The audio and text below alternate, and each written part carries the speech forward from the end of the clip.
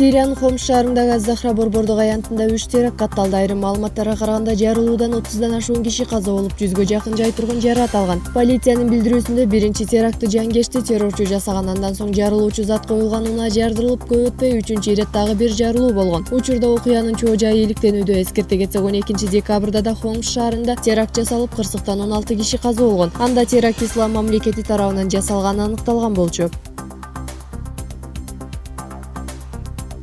АКШда начар аба ырайына байланыштуу 2000ден ашуун аба каттамдары токтотулду. Анда Чикаго, Даллас, Хьюстон жана Техастын аэропорттору убактылуу жабылып, жүргүнчүлөргө бир топ ыңгайсыздыктар жаралган. Белгилей кетсек, өткөн дем алыш күндөрү катуу бороондон улам 6000ден ашуун каттамдар токтотулган болчу. Учурда авиакомпаниялар кардарлардын билеттерин башка күндөгү каттамдарга алмаштырып берерин убадалашууда.